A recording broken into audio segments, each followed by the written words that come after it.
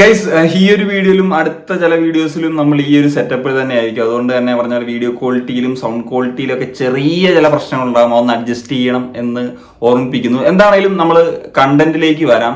വിഷയം എന്ന് വെച്ച് കഴിഞ്ഞാൽ ഇപ്പം ബ്ലാസ്റ്റേഴ്സ് ആരാധകരുടെയൊക്കെ ഇടയിൽ ഒരു ചർച്ചാ വിഷയമാണ്. നമ്മൾ ഈ ഒരു സീസണിലെ പ്രതീക്ഷകളൊക്കെ തന്നെ നഷ്ടപ്പെട്ടുവോ, അതുപോലെ തന്നെ പലരും ഇപ്പം മിഗാൽ സ്റ്റാറെ എന്ന് പറയുന്ന പരിശീലകൻ അദ്ദേഹത്തിനെ ഒരു വിലയിരുത്താനുള്ള ഒരു സമയമായി തുടങ്ങിയോ, നമുക്ക് ചിലർ ഔട്ട് വിളിക്കുന്ന സാഹചര്യത്തിലേക്ക് വരെ പോയി തുടങ്ങിയിട്ടുണ്ട്. അപ്പം ഇങ്ങനെയുള്ള ചില കാര്യങ്ങളാണ് നമ്മൾ ഈ ഒരു വീഡിയോയിൽ പ്രധാനമായിട്ടും സംസാരിക്കാൻ പോകുന്നത്. നമുക്കറിയാലോ, 8 മത്സരങ്ങൾ കഴിയുന്ന ഒരു സാഹചര്യത്തിൽ നമുക്ക് 8 പോയിന്റുകൾ മാത്രമാണുള്ളത്. അതായത് പോയിന്റ് പെർ ഗെയിം എന്ന് പറഞ്ഞാൽ 1 എന്നുള്ള നിലയിൽ നമുക്ക് പറയേണ്ടി വരും. നമുക്കറിയാം 5 മത്സരങ്ങൾ പൂർത്തീകരിക്കുന്ന സമയത്തും നമുക്ക് സെയിം 8 പോയിന്റ്സ് തന്നെയായിരുന്നു ഉണ്ടായിരുന്നത്.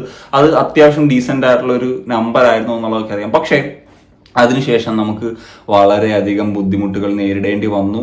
3 മത്സരങ്ങൾ അടുപ്പിച്ച് പരാജയപ്പെടേണ്ടി വന്നു. അങ്ങനെയാണ് നമുക്ക് ഇങ്ങനത്തെ ഒരു അവസ്ഥ നിലവിൽ ഉണ്ടാകുന്നത് എന്നുള്ളതാണ്. സോ ഞാൻ പറഞ്ഞല്ലോ, നമുക്ക് എല്ലാം നഷ്ടപ്പെട്ടോ എന്ന് ചോദിച്ചു കഴിഞ്ഞാൽ പ്ലേ ഓഫ് സാധ്യതകളൊക്കെ ഒട്ടും നഷ്ടപ്പെട്ടിട്ടില്ല. കാരണം നമുക്കറിയാം ലാസ്റ്റ് സീസണിലേക്ക് സാധ്യതകൾ അറിയാമല്ലോ. അപ്പം ഏറ്റവും പുറകെ നിന്നവരൊക്കെ വളരെയധികം ആ ഒരു റേസിലേക്ക് വരുന്ന സാഹചര്യം വന്നിട്ടുണ്ട്. അപ്പം നമുക്ക് ഇനി പറഞ്ഞ പോലെ 16 മത്സരങ്ങൾ അവശേഷിക്കുന്നുണ്ട്. അതായത് നിലവിൽ സീസണിലെ 1/3 മത്സരങ്ങൾ മാത്രമേ അവസാനിച്ചിട്ടുള്ളൂ.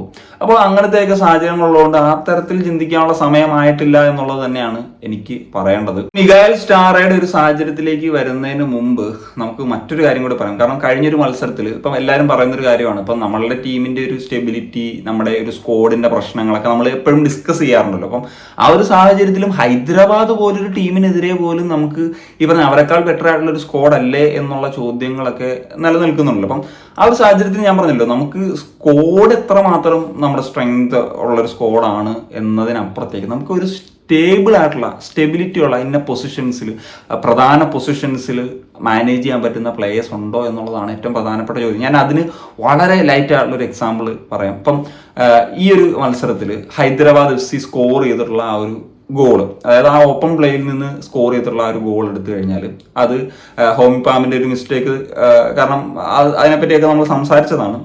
അത് പരാഗ് ശ്രീവാസ് മുന്നോട്ട് പോകുന്ന സമയത്ത് ആദ്യം അദ്ദേഹം ഹോമിപ്പാമിൽ തട്ടിയിട്ട് തന്നെയാണ് വീണ്ടും പരാഗിന് കിട്ടുന്നത്. അതിനുശേഷമാണ് അദ്ദേഹം ആ ഒരു കട്ട് ബാക്ക് പാസ് കൊടുക്കുന്നത്. സോ ആ സാഹചര്യത്തിൽ ആൽബ എന്ന് പറയുന്ന ഒരു താരം വളരെ ഫ്രീ ആയിട്ടാണ്, അദ്ദേഹത്തിന് അത്യാവശ്യം ടൈം സ്പേസ് ഒക്കെ ഉണ്ടായിരുന്നു, അങ്ങനെയാണ് ആ ഒരു ഗോൾ അടിക്കുന്നത്.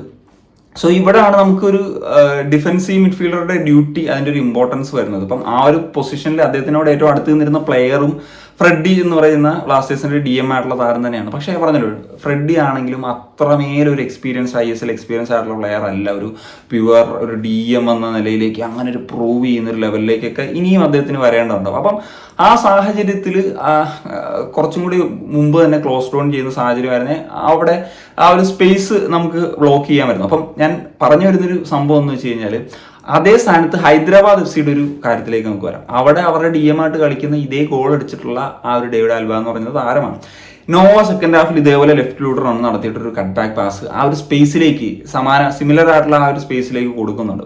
അവിടെ ആ ഒരു പാസിനെ ബ്ലോക്ക് ചെയ്യുന്നത് ഈ പറഞ്ഞ ഡേവിഡ് ആൽബ എന്ന് പറയുന്ന താരമാണ്. അദ്ദേഹമാണ് ആ ടീമിലെ ഡിഫൻസീവ് മിഡ്ഫീൽഡർ. അദ്ദേഹം ആ പൊസിഷനിൽ കളിച്ച് എക്സ്പീരിയൻസ്ഡ് ആണ്.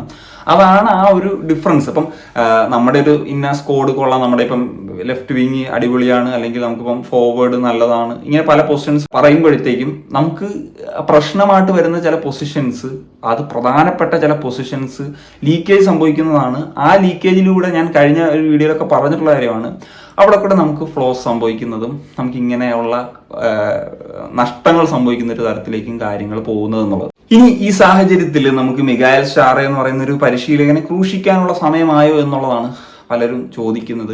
ചിലവർ ഞാൻ പറഞ്ഞല്ലോ, ഇപ്പം ഇവാനുമായിട്ടുള്ളൊരു കമ്പാരിസണും തുടങ്ങിയ കാര്യങ്ങളിലേക്കൊക്കെ എത്തുന്നുണ്ട്. കാരണം ഇവാൻ ഈ സാഹചര്യത്തിൽ നേടിയ പോയിന്റ്സ്, ഇങ്ങനെയുള്ള പല കാര്യങ്ങളൊക്കെ കമ്പയർ ചെയ്തുകൊണ്ട്. അപ്പം ഈ ഒരു സാഹചര്യത്തിലേക്ക് വരുമ്പോഴത്തേക്കും നമ്മൾ സീസൺ തുടങ്ങുന്നതിന് മുമ്പൊക്കെ തന്നെ പറഞ്ഞതാണ്, ഇപ്പം ഇവാൻ ഫസ്റ്റ് സീസണിൽ കിട്ടിയൊരു സ്കോഡും മിഗാൽ സ്റ്റാർ എന്ന് പറയുന്ന പരിശീലകന് ഫസ്റ്റ് സീസൺ കിട്ടിയ സ്കോഡും തമ്മിലുള്ളൊരു കമ്പാരിസൺ, അത് ഞാൻ പറയുന്നത് സ്കോഡിന്റെ ഡെപ്തോ അല്ലെങ്കിൽ ട്രാൻസ്ഫർ മാർക്കറ്റിലെ വാല്യൂ ഒന്നും അല്ല പറയുന്നത്.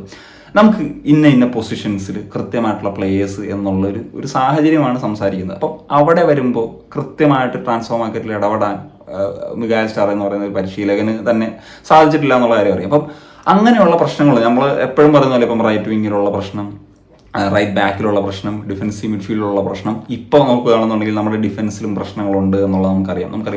ഒരു ലീഡർഷിപ്പിൻ്റെ ഒരു പ്രശ്നം സെൻട്രൽ ബാക്ക് പൊസിഷനിലൊക്കെ ഉണ്ട് എന്നുള്ളത് ഒരു പ്രശ്നമായിട്ട് തന്നെ അഡ്രസ്സ് ചെയ്യേണ്ട ഒരു കാര്യം തന്നെയാണ്.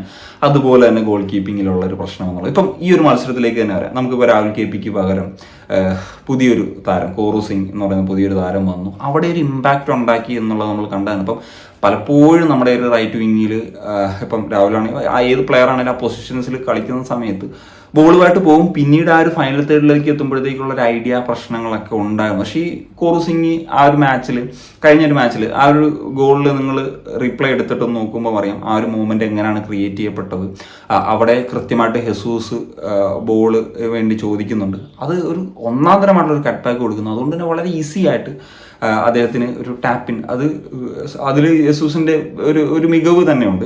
എങ്കിലും ആ ബോളിലേക്ക് ഇപ്പം വേറൊരു പ്ലെയർ ആണെങ്കിൽ അത് കൃത്യമായിട്ട് എത്തുമോ, അതോ അതൊരു ഷോർട്ടായി മാറുമോ, അതോ അത് പുറത്തേക്ക് അടിക്കുമോ, ഇങ്ങനെയുള്ള ചോദ്യങ്ങളൊക്കെ അവിടെ ഉണ്ടല്ലോ. അപ്പം അവിടെയാണ് ഈ പറയുന്ന പോലെ ഒരു പൊസിഷനിൽ കൃത്യമായിട്ട് ആ ഡ്യൂട്ടീസ് ചെയ്യാൻ പറ്റുന്ന ഒരു പ്ലേയേഴ്സ് ഉണ്ടെങ്കിൽ അതിൻ്റെ ഒരു ഇമ്പോർട്ടൻസ് വരുന്നത് എന്നുള്ളത്. സെക്കൻഡ് ഹാഫിൽ നമ്മൾ എന്തുകൊണ്ട് അങ്ങനെയൊക്കെ ആയിപ്പോയി കളികൾ എന്നൊക്കെയുള്ള ചോദ്യങ്ങൾ എല്ലായിടത്തും വരുന്നൊരു കാര്യമാണ്.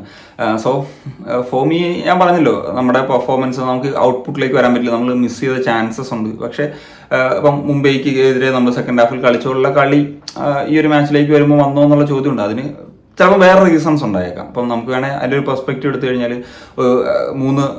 മൂന്നാം തീയതി നമ്മളൊരു എവേ മാച്ച് കളിച്ചു. ഒരു ചെറിയ ഗ്യാപ്പിലേക്ക് വീണ്ടും ട്രാവൽ ചെയ്ത് നമ്മൾ ഹോമിലെത്തി കളിക്കാൻ പോകുന്നു. അപ്പം റെസ്റ്റ്ലെസ് ആയിരിക്കും പ്ലേയേഴ്സ് എന്നുള്ള കാര്യമൊക്കെ അറിയാലോ. അപ്പം അതിൻ്റെ പ്രശ്നങ്ങളുണ്ട്. അല്ലെങ്കിൽ ഇപ്പം നമുക്ക് വേറൊരു പെർസ്പെക്റ്റീവ് എടുത്ത് ഇനി നമുക്ക് ഒരു വലിയ ഗ്യാപ്പ് കഴിഞ്ഞ മാച്ചസ് ഉള്ളു. അപ്പം പ്ലേയേഴ്സിനൊക്കെ ഒരു ഫുൾ എനർജിയിൽ ഫുള്ള് കൊടുത്ത് കളിക്കാനുള്ള സാഹചര്യമുണ്ട്. അപ്പം ഇങ്ങനെയൊക്കെയുള്ള കാര്യങ്ങളുണ്ട്. പിന്നെ നമുക്കിപ്പോൾ ഫസ്റ്റ് ഹാഫിൽ നന്നായിട്ട് കളിച്ചിരുന്ന ഒരു പ്ലെയറെ പെട്ടെന്ന്, അതായത് ഐമന് നഷ്ടപ്പെടുന്ന സാഹചര്യം വരുന്നു. ഇങ്ങനെയൊക്കെയുള്ള പല ഫാക്ടേഴ്സ് പിന്നീട് നമ്മുടെ കളിയിലേക്ക് വന്നപ്പോൾ അത് ബാധിച്ചിട്ടുണ്ട് എന്നുള്ളത് സത്യമാണ്. ആഫ്റ്റർ ഈ ഒരു ബ്രേക്ക്, ഇന്റർനാഷണൽ ബ്രേക്ക് കഴിഞ്ഞതിന് ശേഷം നമുക്ക് നോവ ഒരു കംപ്ലീറ്റ്ലി ഫിറ്റായിട്ട് തിരിച്ചെത്തും. അതുപോലെ തന്നെ പെപ്ര ഉറപ്പായിട്ട് എത്തുമെന്ന് പ്രതീക്ഷിക്കുന്നു. സച്ചിൻ സുരേഷ് തിരിച്ചെത്തും.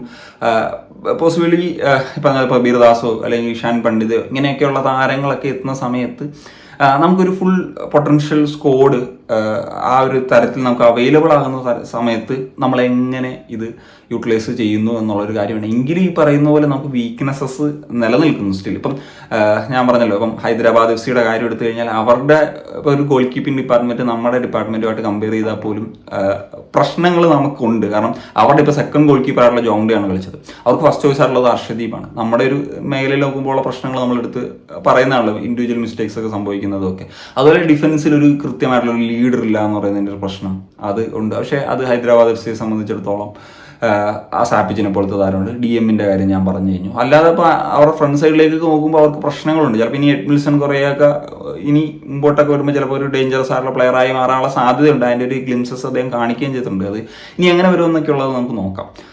So that's it guys. അപ്പോൾ അത്രയൊക്കെയാണ് എനിക്ക് ഈ ഒരു കാര്യങ്ങൾ 8 മത്സരങ്ങൾ കഴിയുന്നൊരു സമയത്ത് കഴിഞ്ഞൊരു മാച്ചിൽ ചില കാര്യങ്ങളും കൂടെ ഒക്കെ വിശകലനം ചെയ്ത് നിലവിൽ ഇപ്പോൾ എയറിലുള്ള ചില സംഭവങ്ങളും കൂടെ ഒന്ന് വിശകലനം ചെയ്യുന്ന സമയത്ത് സംസാരിക്കാനുള്ളത്. അപ്പോൾ നിങ്ങളുടെ ഒപ്പീനിയൻസ് ഉറപ്പായിട്ടൊന്ന് കമ്പോസ് ചെയ്യാൻ വരികയാണ് ശേഷം.